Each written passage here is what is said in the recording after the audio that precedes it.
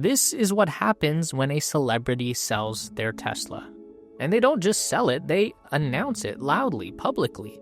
This becomes a statement, not a transaction. I don't want to be associated with Elon Musk. The internet lights up, people react, the algorithm eats it up, and they're not alone. Tesla owners across the country are dumping their cars, some quietly, some with viral flair. They list them for sale, they explain why they're done, they think they are walking away from Elon Musk, from Tesla, from what the company has become. The message is clear. This is a protest. And yet, every Tesla sold in frustration, every used Model Y that changes hands, every owner who walks away is still making money for Elon Musk. That's the part most people don't see. Tesla has built a system where it profits no matter what happens. If you buy a Tesla, Musk wins. If you sell a Tesla, Musk wins. Actually, it doesn't matter what car you buy, even if you only ever own gas and diesel-powered vehicles, you are probably still putting money in Elon's pocket. And buying another EV doesn't stop it either, because Tesla has figured out a way to make money from every electric car, no matter who builds it. Now, I wouldn't blame you for finding that all hard to believe, but it's true. You see, Tesla isn't just an electric car company, it's a system designed to keep making money from the entire auto industry. And at the center of it all, regulatory credits, the secret gold mine that has been quietly pouring billions of dollars into Tesla for years. You see, the government requires automakers to meet strict emissions targets. If a company sells too many gas-powered cars and doesn't meet those targets, they get fined, unless they buy regulatory credits from a company that makes clean vehicles. That is where Tesla comes in. Because Tesla only makes electric cars, it doesn't need these extra credits. It has a surplus, and it sells those extra credits to gas-powered automakers who need them to avoid government penalties. That means every time someone buys a new gas-powered car, whether it's a Ford F-150, a Dodge Ram, or a Chevy Suburban, there's a good chance Tesla is getting a cut of that money. In 2023, Stellantis paid Tesla $2 billion for regulatory credits to avoid government fines. Break that down, and every gas-powered Jeep, Ram, or Dodge muscle car Stellantis sold sent about $1,300 to Tesla. And Stellantis isn't alone. Ford, GM, and others still rely on gas cars for most of their profits, but the more gas cars they sell, the more they have to pay Tesla to stay compliant. But here's where things get really crazy. In 2024 alone, Tesla made $2.76 billion from selling these credits. That accounted for about 40% of Tesla's profits last year. This is why Tesla has been able to cut prices on its cars while other automakers struggle. It's not just making money from selling EVs, it's making money because its rivals aren't selling enough of them. As long as gas-powered cars are being sold, Musk is still getting paid. And just in case that wasn't enough, regulatory credits are not the only way Tesla profits from other automakers. Selling a Tesla doesn't cut the company off, it just hands a new customer the bill. Every used Tesla that changes hands keeps the machine running, feeding Tesla's bottom line through software, services, and repairs long after the car leaves the showroom. It's the Apple model, but for cars. Just like an iPhone isn't a one-time purchase, locking users into iCloud, App Store purchases, and maybe even Apple Care, Tesla has built a system where the car is just the entry fee. Full self-driving is now primarily a subscription business priced at $99 a month. Even if the original owner walks away, the next buyer will likely step in and keep the revenue flowing. And don't forget the premium connectivity subscription. Most Tesla owners willingly pay $10 each month to keep their car up to date with the best software amenities. Repairs? That's locked down too. Tesla controls access to parts, diagnostics, and service, forcing most owners into Tesla service centers instead of independent shops. If you need to fix your Tesla, chances are you're paying Tesla directly.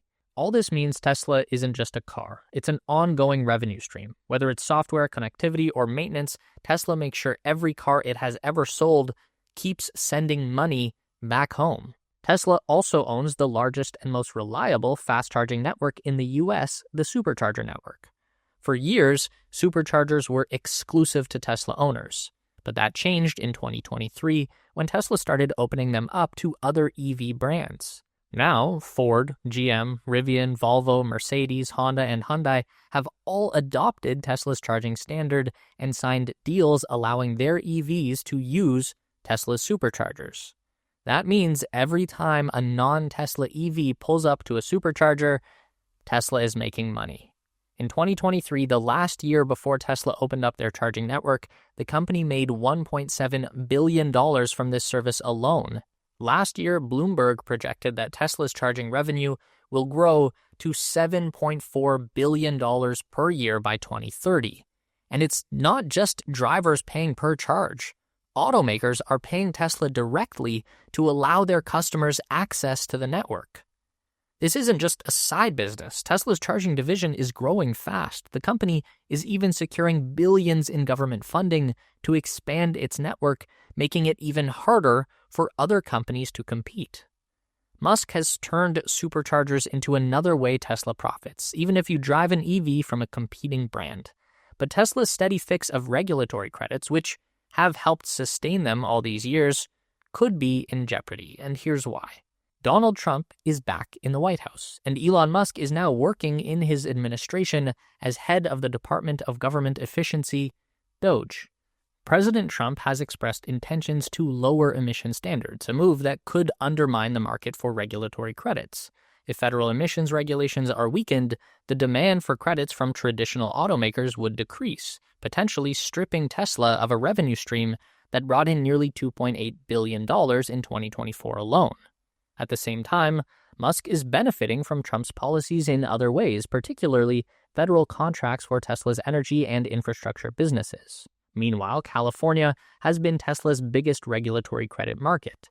The state's zero-emission vehicle ZEV program has been a major driver of Tesla's credit sales, and 17 other states follow California's lead, ensuring a steady demand for Tesla's credits. But now, Governor Gavin Newsom wants to change that.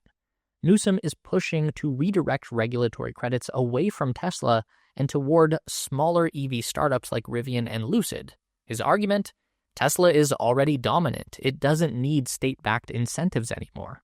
Musk has called this move politically motivated and an attack on Tesla's success. If California follows through, Tesla's grip on the credit market could start to slip. Automakers might start buying credits from Tesla's competitors instead, and the ripple effect could be massive. If California cuts Tesla out, other states that follow its emissions policies might do the same.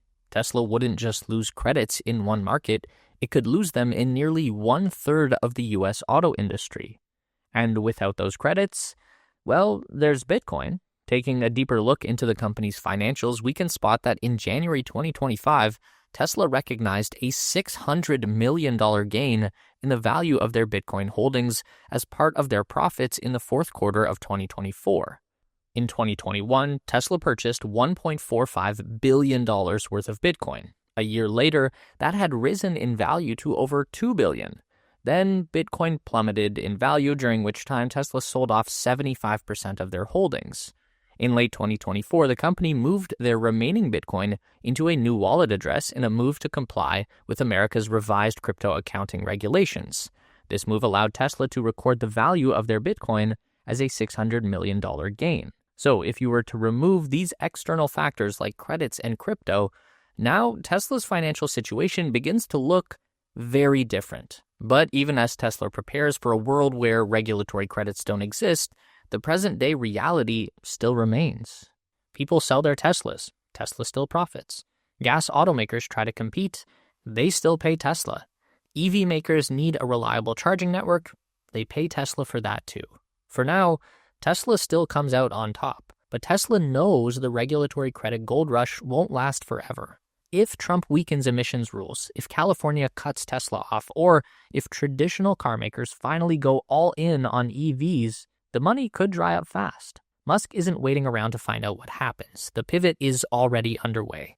Tesla isn't just a car company, it's shifting into software, energy, and automation. Transforming full self-driving from a costly option into a subscription model was the first major piece. According to Musk's promise, FSD will one day turn the owner's car into a self-driving robotaxi, bringing in money to Tesla owners, but also Tesla itself. Energy storage is Tesla's next move. The Megapack business is booming, with battery storage projects popping up worldwide. Tesla isn't just selling cars anymore, it's selling the infrastructure that keeps the grid running. This also isn't a side project, it's a business that could eventually outgrow the car division. Musk has made it clear that Tesla's future isn't tied to people buying cars, it's tied to Tesla owning a complete transportation network, potentially even bypassing the need for streets and traffic troubles altogether. Musk has hinted the long-delayed Tesla Roadster might even fly, like some kind of callback to the classic Back to the Future series. Roads? Where we're going, we don't need roads. The company's endgame is a fully autonomous fleet, where Tesla keeps making money on every mile a car drives, not just the moment it leaves the showroom. If the Robotaxi plan works, Tesla's cars become perpetual cash machines, eliminating the entire dealership model and cutting traditional automakers out of the equation completely. The shift is already happening. The question is not if Tesla can transition, it's whether it can do it fast enough before the regulatory credit crutch disappears. For now, Tesla still comes out on top. Even if you hate Musk, even if you try to boycott Tesla, even if you sell your car in protest, as long as gas cars are still being sold and as long as other EVs need to charge, Tesla is still getting paid.